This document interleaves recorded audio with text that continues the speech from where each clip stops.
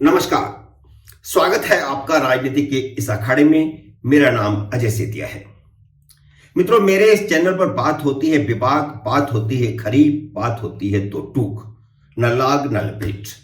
उम्मीद है मेरा यह चैनल आपको पसंद आएगा। कृपया चैनल को सब्सक्राइब करके अपना आशीर्वाद दें ताकि सच का बोलबाला हो, झूठे का मुंह काला हो। तो मित्रों, आज हम बात करते हैं झूठों के सरताज सत्यपाल मलिक की। सत्यपाल मलिक ने जो झूठों का पिटारा खोल रखा है, आज इस वीडियो में मैं उनके एक एक झूठ का पर्दाफाश करूंगा और सबूतों के साथ करूंगा। इन महाशय की असली कहानी यह है कि वह उपराष्ट्रपति बनने के सपने ले रहे थे। हालांकि जब मुंह के सामने रखी मिठाई है हटा ली गई, तो अब वह कह रहे हैं कि वह रेस में नहीं थे। उपराष्ट्रपति के लिए चेहरा थे। कौन? मैं कभी नहीं था। मैं कभी इच्छुक नहीं था। मुझे कहा गया था कि अगर तुम किसानों पे नहीं बोलोगे तो राष्ट्रीय बन सकते हो। मैंने कहा मुझे कुछ नहीं बनना। लेकिन वे रेस में थे, बल्कि प्रधानमंत्री ऐसा सोच भी रहे थे। प्रधानमंत्री उन्हें उपराष्ट्रपति बनाने की बात इसलिए सोच रहे थे क्योंकि वह राजस्थान, पश्चिमी उत्तर प्रदेश और हरियाणा के जाटों को साधना चाहते हैं, जो अभी भाजपा के साथ उतना नहीं जुड़े हैं जितना हिंदुओं के बाकी समुदाय जुड़े हैं। मोदी ने उन्हें जम्मू कश्मीर भेजकर इतनी बड़ी अहमियत इसीलिए दी थी कि बाद में उन्हें उपराष्ट्रपति बनाया जा सके।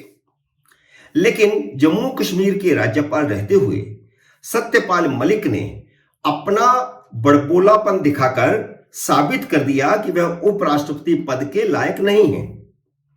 पुलवामा की घटना के तुरंत बाद उन्होंने इंटेलिजेंस फेलियर का बयान दे दिया था और सरकार की गलती जैसे बयान भी दे डाले थे।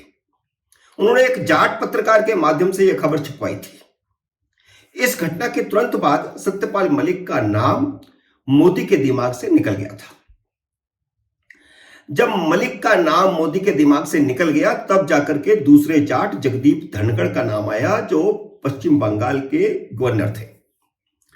अब वह झूठों का पिटारा खोलकर विपक्ष को 2024 के चुनाव का मसाला दे रहे हैं, क्योंकि जो उनके सामने रखी हुई मिठाई थी वो छीन ली गई। तो अब उन्होंने प्रधानमंत्री नरेंद्र मोदी के खिलाफ मोर्चा खोल दिया है। लेकिन जैसे ही उनके भ्रष्टाचार के आरोपों की जांच के लिए सीबीआई ने उनसे पूछताछ करने का फोन किया, तब से उनकी जबान लड़खड़ा रही है। खुद ही मलिक ने जम्मू कश्मीर के 2 मामलों में भ्रष्टाचार के आरोप लगाए थे। तो आरोप लगाए हैं तो सीबीआई को बताना पड़ेगा कि कहां से खबर आई, किसने रिश्वत दी, किसने रिश्वत की पेशकश दी की। तो उसके लिए सीबीआई का फोन आया और उस फोन से ही उनकी जबान लड़खड़ा रही है।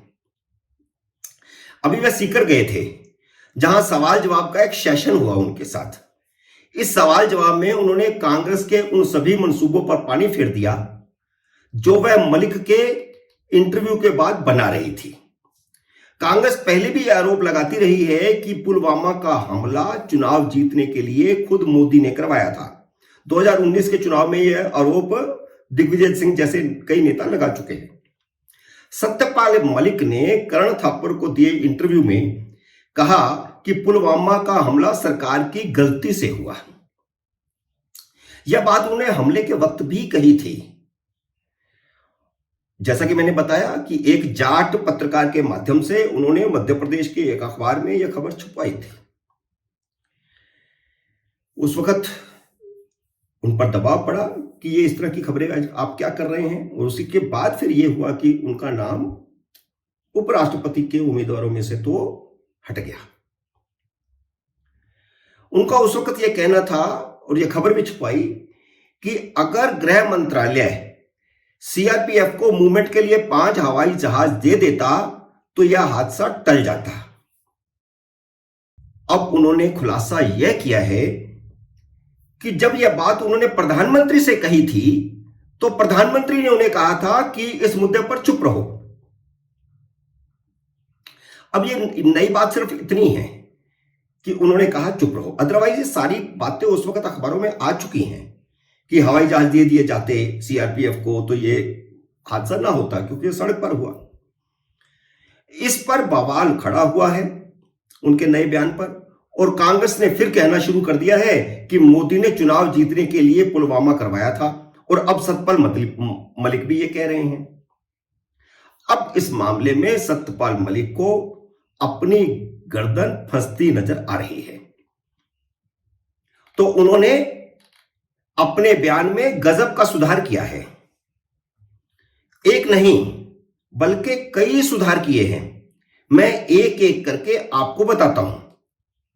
पहला सुधार यह किया है कि प्रधानमंत्री ने उन्हें सिर्फ यह नहीं कहा था कि अभी चुप रहो, बल्कि साथ में यह भी कहा था कि वे दिल्ली जाकर इस मुद्दे को देखते हैं।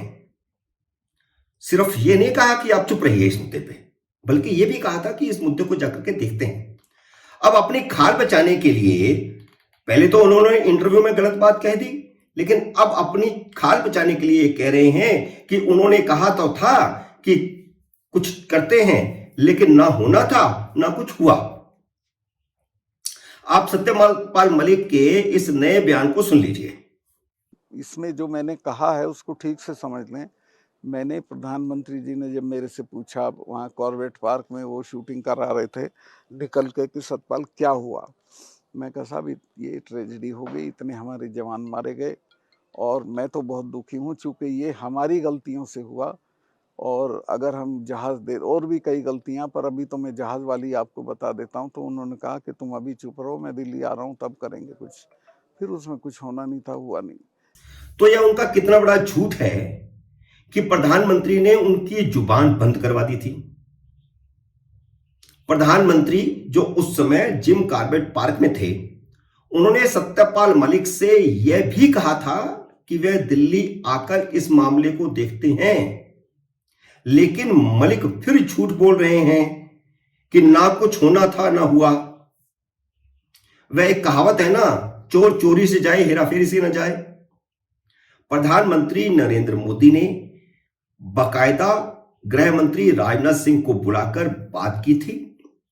इस पर बड़ा मंथन हुआ था, कई बैठकें हुई थी, क्योंकि इससे पहले सीआरपीएफ को एयरलिफ्ट करने का नियम नहीं था।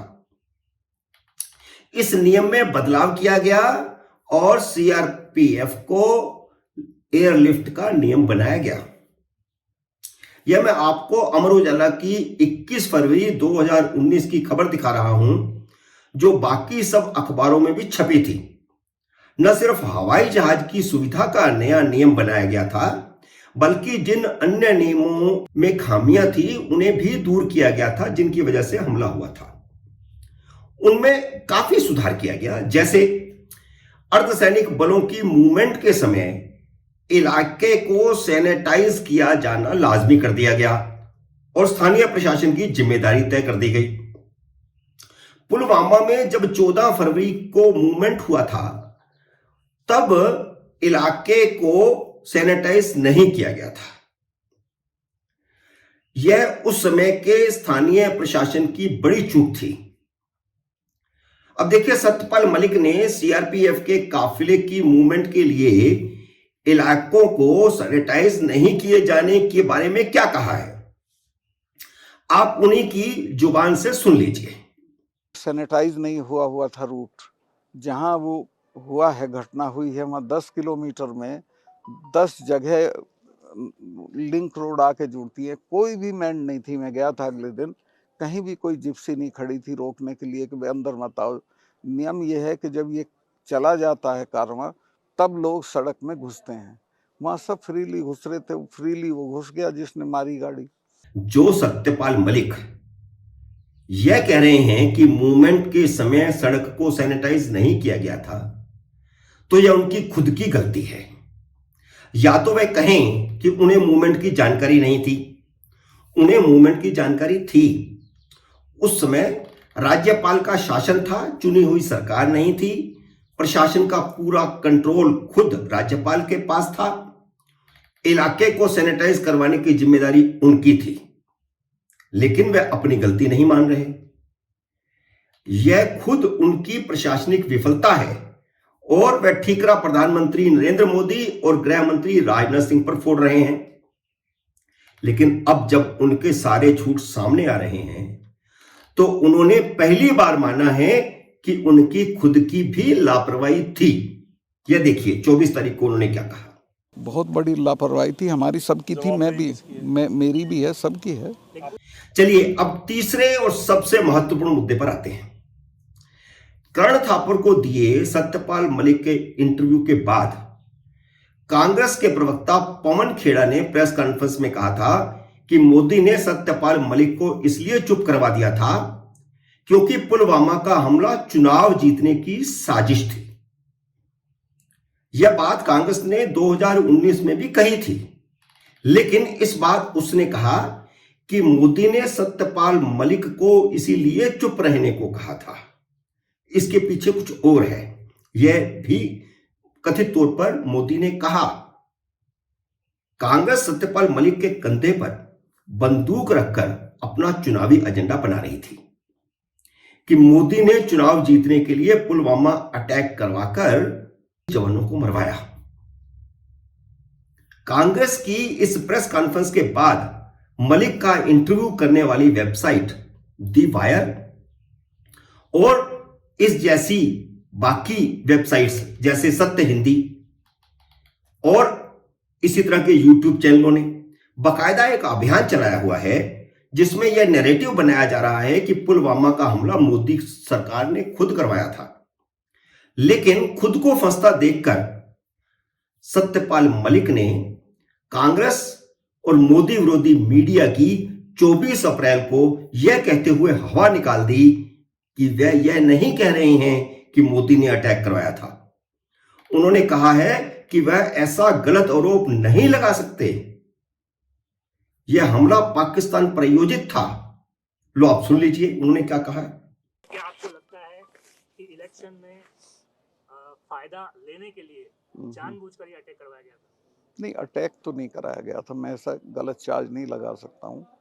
अटैक तो ये पाकिस्तान स्पॉन्सर्ड टेररिस्ट का ही किया हुआ था। मित्रों, उम्मीद है मेरा यह वीडियो आपको पसंद आया होगा। मैंने दूध का दूध पानी का पानी कर दिया है। मेरे इस वीडियो को शेयर और लाइक कीजिए और अगर आपने अभी तक मेरे YouTube चैनल को सब्सक्राइब नहीं किया तो कृपया सब्सक्राइब कीजिए, घंटे का बटन भी दबाइए ताकि जैसे ही मेरा अगला वीडियो आए आपको सूचना आए। मेरे अगले वीडियो का करिए इंतजार।